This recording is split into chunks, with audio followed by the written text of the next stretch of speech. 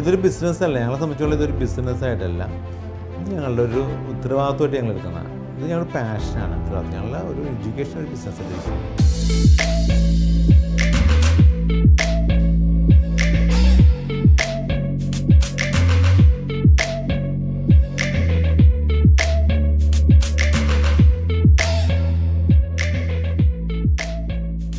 കേരളത്തിലെ number 1 boutique fashion designing institute തുടങ്ങുകയാണ്. ഒരുപാട് പുത്തൻ ആശയങ്ങളും പുതിയ അവസരങ്ങളുമാണ് പാരീസ് ബൊട്ടീക്ക് നമുക്കായി ഒരുക്കിയിരിക്കുന്നത്. പുതിയ കാലത്ത് പുതിയ രീതിയിൽ പുതിയ അവസരങ്ങൾ ഡിസൈനിങ് മോഡ് എങ്ങനെയാണ് ഒരുക്കിയിരിക്കുന്നതെന്ന് നമുക്ക് ചോദിച്ചറിയാം.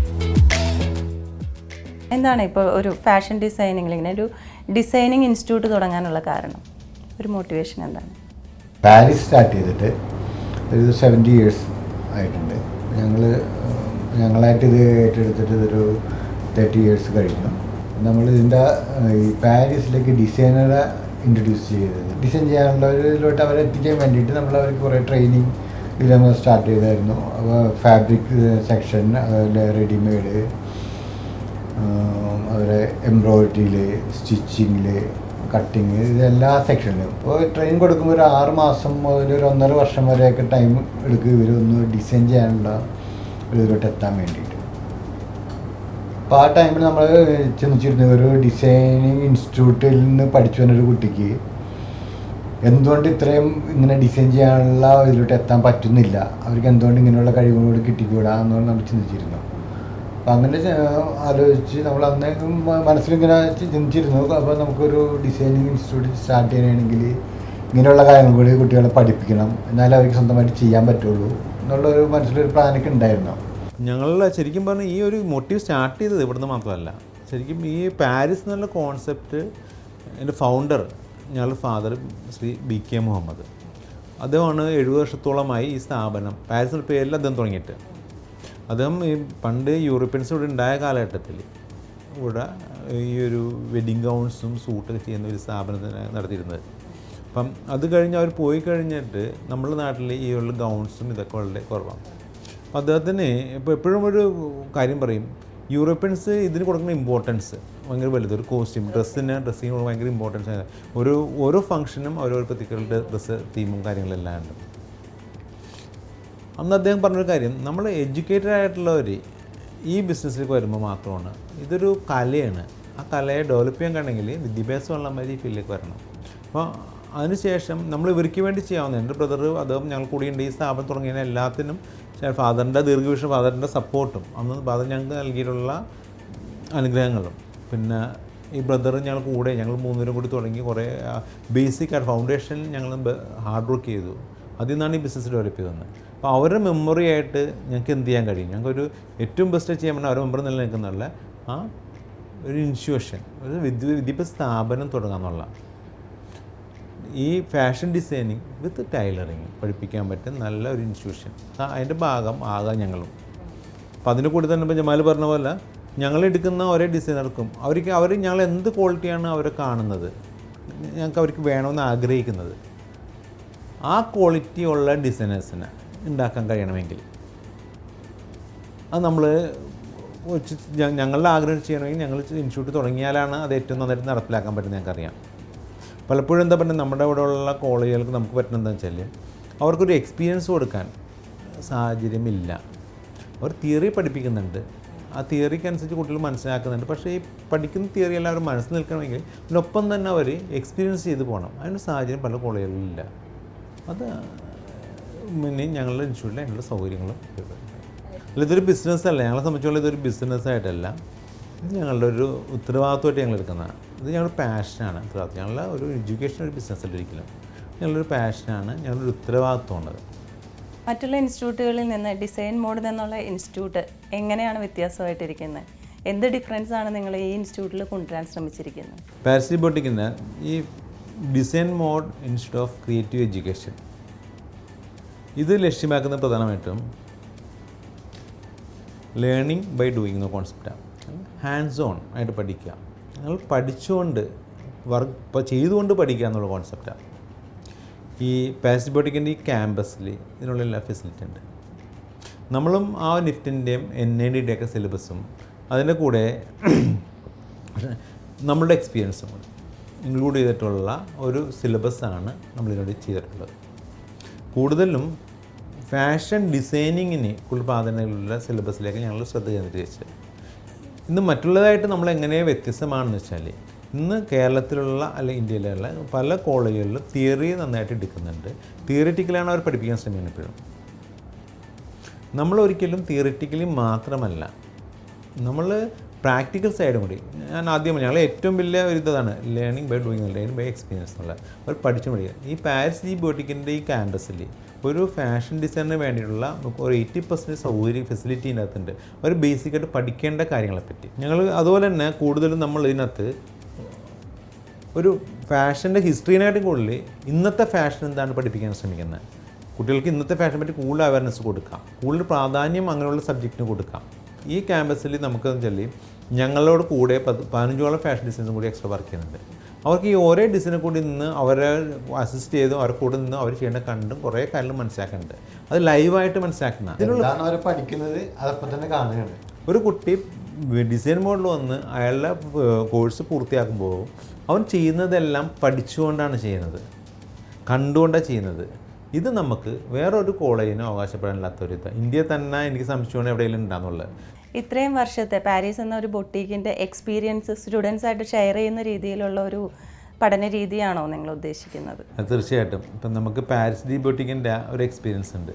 കാരണം ഒരു ക്ലയൻറ്റിനെ എങ്ങനെയാണ് നമ്മൾ കൊണ്ട് സർവീസിനെ കാണുന്നത്, ഒരു ഡിസൈനറിൻ്റെ സർവീസിനെ എങ്ങനെയാണ് ക്ലയൻറ്റ് കാണുന്നത് എന്നൊരു പ്രത്യേകത ഉണ്ട്. കാരണം നമ്മളത് ഒരു എക്സ്പീരിയൻസ് മനസ്സിലാക്കി കുറേ കാര്യങ്ങളാണ്. അപ്പം നമ്മളത് ആ രീതിയിൽ വേണം ക്ലയൻറ്റിനോട് ഒരു ഡ്രസ്സിൻ്റെ ഡിസൈൻ പ്രസൻറ്റ് ചെയ്യാനായിട്ട്. അതേപോലെ നമ്മൾ ഒരേ മെത്തേഡും ഇപ്പോൾ എക്സാമ്പിൾ പറഞ്ഞാൽ ഒരു ഡ്രസ്സ് ഡിസൈൻ ചെയ്യുമ്പോൾ നമ്മൾ ക്രോക്കി ഫ്രെയിമിൽ വെച്ചാൽ ഡിസൈൻ ചെയ്യണത്. കാരണം നമ്മൾ ഡിസൈൻ ചെയ്യണം ഓരോന്നും അവർക്ക് മനസ്സിലായി ഇന്നതാണെന്ന്. ഒരു ഡ്രസ്സ് ഡിസൈൻ ചെയ്യുമ്പോൾ ആ ഡ്രസ്സിൻ്റെ ഒരു ഇമാജിനേഷൻ കസ്റ്റമർക്ക് ബിൽഡ് ചെയ്യേണ്ട രീതിയിലുള്ള ഡിസൈനിങ് സംവിധാനമാണ് നമ്മൾ ഇവിടെ പാരിസ് ദി ബൊട്ടിക്കിൽ ഡിസൈനിങ് ഏരിയയിൽ നമ്മൾ ക്രിയേറ്റ് ചെയ്തിട്ടുള്ളത്. നമ്മളുടെ ഒരു സ്റ്റുഡൻറ്റിന് ഇതെല്ലാം ഡയറക്റ്റ് ഇവിടുന്ന് കിട്ടുകയാണ്. അല്ലെങ്കിൽ കുറേ കാലത്ത് 20-30 വർഷത്തെ എക്സ്പീരിയൻസ് ഉണ്ടായ കാര്യങ്ങൾ നമ്മൾ ഡിസൈനിങ്ങിൽ മാത്രമല്ല, എങ്ങനെ കസ്റ്റമർ സ്വീകരിക്കണം, അവർക്ക് എങ്ങനെയാണ് നമ്മൾ പറയുന്ന കാര്യങ്ങൾ അവരെങ്ങനെ മനസ്സിലാക്കുന്നത്, നമ്മളെങ്ങനെ ഒരേ ഡ്രസ്സ് ഡിസൈൻ ചെയ്യുമ്പോൾ ഏതൊക്കെ മെഷർമെൻറ്റ്സ് നമുക്ക് വേണ്ടി വരുന്നത്, അതെങ്ങനെ ഫാബ്രിക് ചൂസ് ചെയ്യാൻ പറ്റും, അതങ്ങനെ അവർ പറഞ്ഞ് മനസ്സിലാക്കണം. ഇതെല്ലാം തന്നെ നമുക്ക് ഈ എക്സ്പീരിയൻസ് പാരീസിൻ്റെ ഈ എക്സ്പീരിയൻസ് അല്ലെങ്കിൽ ഞങ്ങൾക്ക് ഈ 30 വർഷത്തോളം ഞങ്ങൾക്ക് ഉണ്ടാക്കിയ എക്സ്പീരിയൻസ് ഞാൻ കുട്ടികളായിട്ട് പല ഘട്ടത്തിലും ഇത് കഴിഞ്ഞ് പ്രൊഡക്ഷനിലേക്ക് പോകുമ്പോഴും എംപ്ലോയീസായിട്ട് എങ്ങനെ ഇൻട്രാക്ട് ചെയ്യേണ്ടത്, അതുപോലെ ഒരു എംബ്രോയിഡറി ചെയ്യുമ്പോൾ എന്തൊക്കെ ഇത് മനസ്സിൽ വെച്ചിട്ട് വേണം ഒരു എംബ്രോയിഡറി ഒരു ഡിസൈൻ ഡ്രോ ചെയ്യേണ്ടത്, ഇതെല്ലാം തന്നെ ഉണ്ട്. അത് നോർമലി ഈ ഒരു പഠന ഭാഗത്ത് വരുന്നതല്ല, പക്ഷേ നമ്മൾ എക്സ്പീരിയൻസ് ആണത്. നമുക്ക് കുട്ടികൾക്ക് ഷെയർ കൊടുക്കാൻ പറ്റാറുണ്ട്. അതാണ് നമ്മളിതുകൊണ്ട് ഉദ്ദേശിക്കുന്നത്. പിന്നെ അതുപോലെ തന്നെ നമ്മളുടെ ഇവിടെ ഈ ഡിസൈൻ മോഡൽ പഠിക്കുന്ന സ്റ്റുഡൻസിന് അവർ ഡിസൈൻ ചെയ്യുന്ന കോസ്റ്റ്യൂംസ് സെയിൽ ചെയ്യാനുള്ളൊരു കൗണ്ടർ നമ്മൾ സെറ്റ് ചെയ്യുന്നുണ്ട്.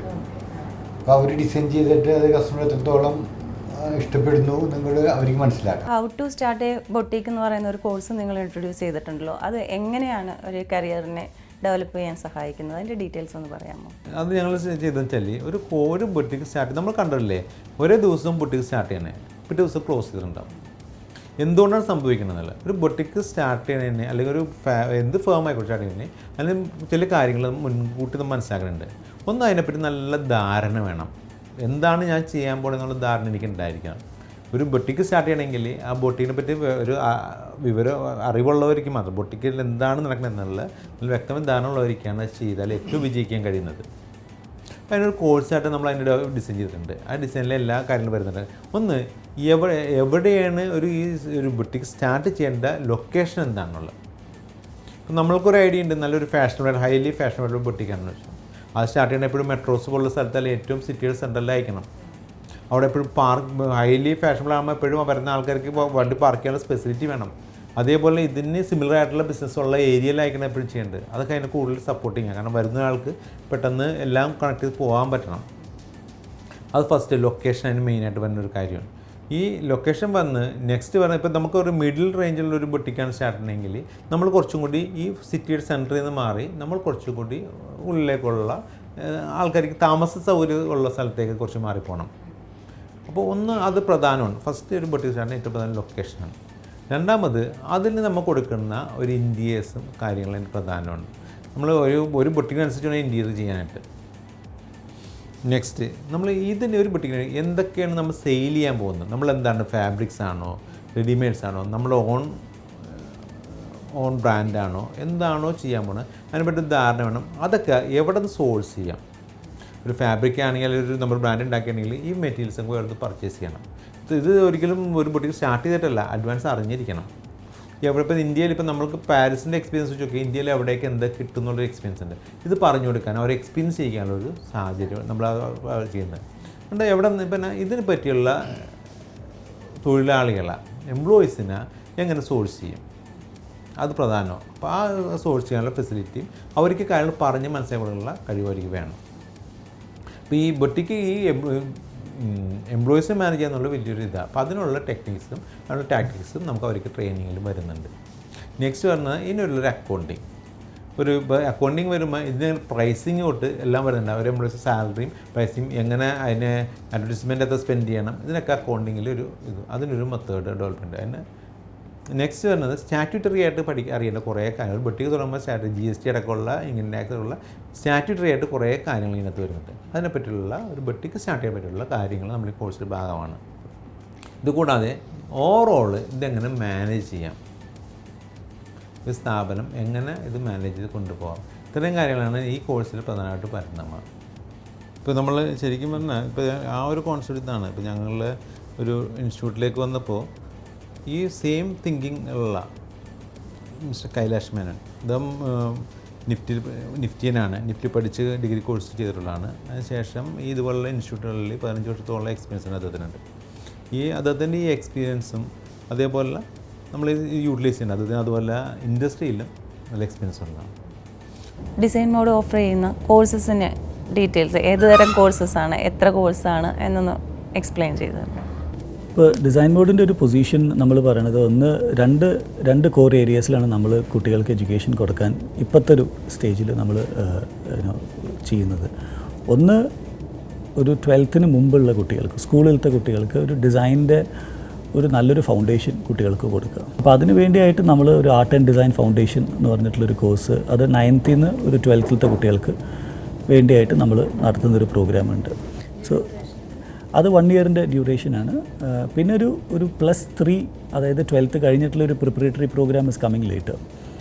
ഇൻഡസ്ട്രിക്ക് വേണ്ട റെലവൻ്റ് ആയിട്ടുള്ള കൈൻഡ് ഓഫ് കോഴ്സസാണ് നമ്മൾ ക്യൂറേറ്റ് ചെയ്യുന്നത്.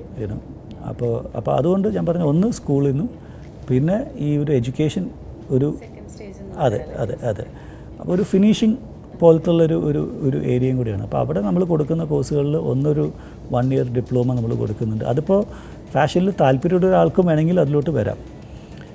പിന്നെ നമ്മൾ ഒരു ബുത്തീക്ക് എങ്ങനെയാണ്, ഹൗ ടു സ്റ്റാർട്ട് ബുത്തീക്ക്, അത് നമ്മൾ ഒരു പ്രോഗ്രാമായിട്ട് കൊടുക്കുന്നുണ്ട്. പിന്നെ വേറൊരു ഏരിയ, വളരെയധികം ഓപ്പർച്യൂണിറ്റീസ് ഉള്ളൊരു ഏരിയയാണ് styling, costume design for cinema. കോസ്റ്റ്യൂമിന് വേണ്ടി മാത്രമായിട്ട് ഇൻഡസ്ട്രിയിലത്തെ ആൾക്കാരെ വെച്ച്, ലീഡിങ് കോസ്റ്റ്യൂം ഡിസൈനേഴ്സിനെ വെച്ച്, ഇപ്പോൾ പ്രവീൺ വർമ്മ എന്ന് പറഞ്ഞിട്ടുള്ള ഒരു കോസ്റ്റ്യൂം ഡിസൈനർ ഉണ്ട്.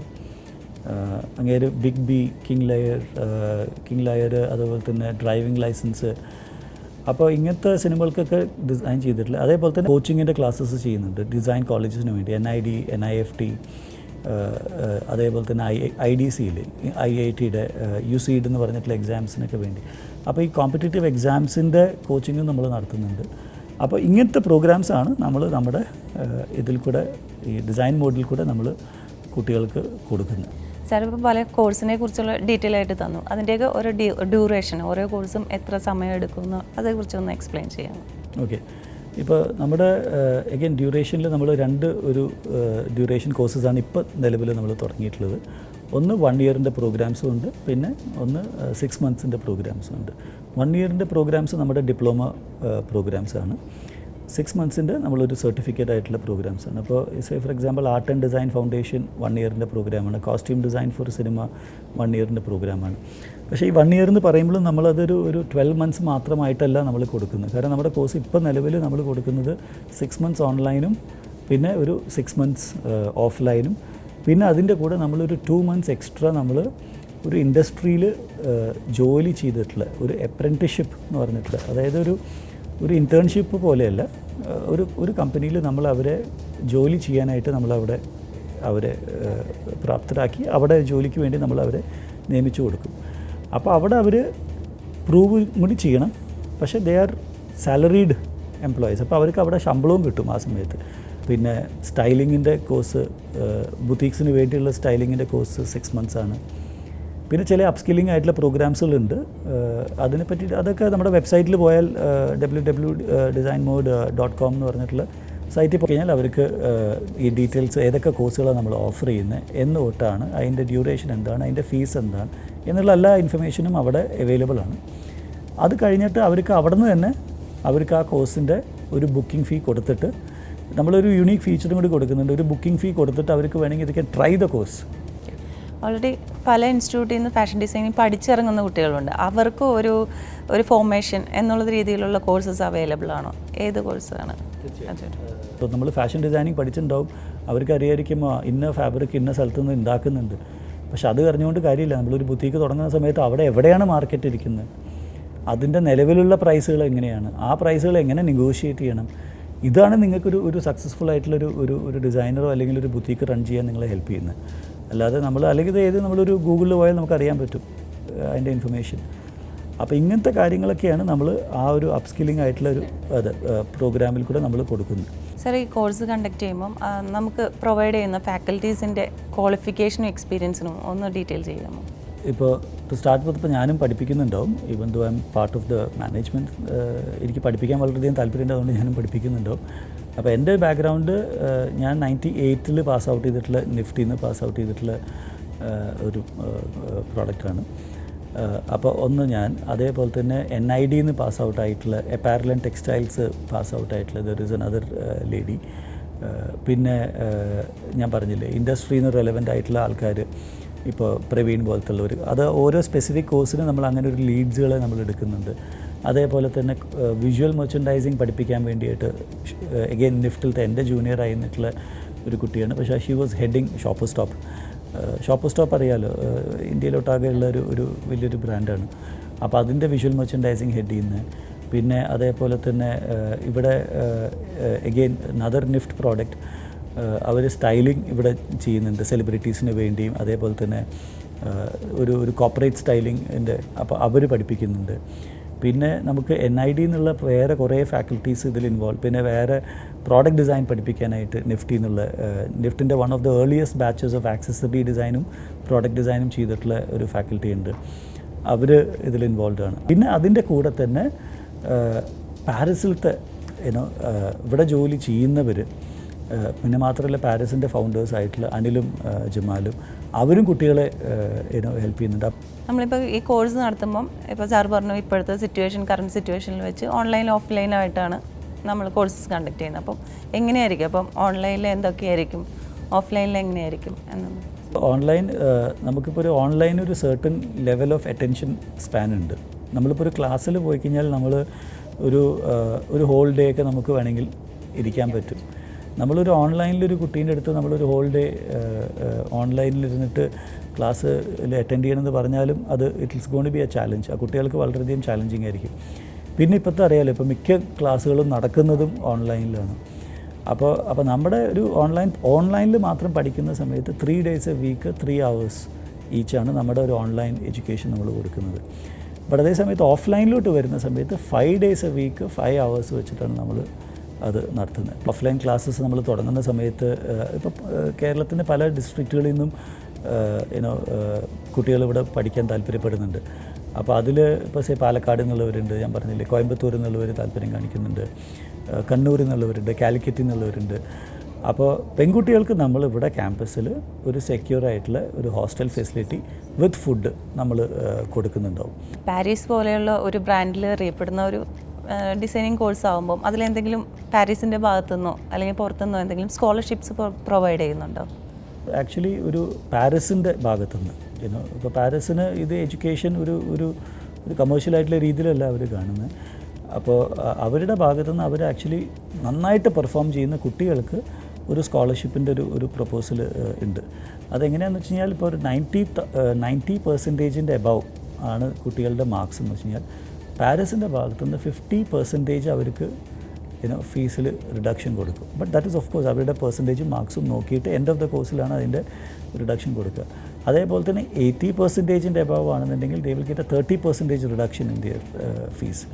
70% എബവ് ആണെങ്കിൽ ഒരു 15% reduction they get in their fees. അപ്പോൾ അത് ഒരു 50% റിഡക്ഷൻ എന്ന് പറയുമ്പോഴേക്ക് കോഴ്സിൻ്റെ ഹാഫ് പ്രൈസിലാണ് അവർക്ക് കിട്ടുന്നത്. അല്ലാതെ നമ്മൾ ചീപ്പായിട്ടുള്ളൊരു ഫീസ് വെച്ചിട്ട് നമ്മൾ കുട്ടികളെ അട്രാക്ട് ചെയ്തിട്ട് അതിനു വേണ്ടി നമ്മൾ ബാക്കിയുള്ള ക്വാളിറ്റി റിഡ്യൂസ് ചെയ്തിട്ട് നല്ല ഫാക്കൽറ്റീസിനെ വെക്കാതെ ചെയ്യണതിന് പകരം നിങ്ങൾക്കത് കിട്ടാൻ അർഹതപ്പെട്ടതാണെന്നുണ്ടെങ്കിൽ നിങ്ങൾ അതിന് വേണ്ടി കഷ്ടപ്പെട്ടിട്ട് നിങ്ങൾ അതിന് വേണ്ടി പഠിച്ചിട്ട് നിങ്ങൾ നിങ്ങളുടെ ഫീസിൽ റിഡക്ഷൻ ക്രിയേറ്റ് ചെയ്യുക. അങ്ങനെ വരുന്ന സമയത്തുള്ളൊരു ഗുണം എന്താണെന്ന് വെച്ചാൽ നമുക്ക് അങ്ങനെ സ്ട്രൈവ് ചെയ്യുന്ന കുട്ടികൾ നല്ല കുട്ടികളായിരിക്കും. അവരെ നമ്മളൊരു കമ്പനിയിലോട്ട് പറഞ്ഞയക്കുന്ന സമയത്ത് ഞങ്ങൾക്ക് തന്നെ ബെനിഫിഷ്യലാണ്. കാരണം അടുത്ത പ്രാവശ്യം നമ്മൾ ആ കുട്ടീനെ വേറൊരു കുട്ടീനെ അവിടെ പറഞ്ഞയക്കുന്ന സമയത്ത് അവർക്ക് ആ കുട്ടീനെ അവിടെ എടുക്കാൻ താല്പര്യപ്പെടും. അപ്പോൾ ഇതിനു വേണ്ടി ഉണ്ടാക്കിയിട്ടുള്ളൊരു സിസ്റ്റമാണ്.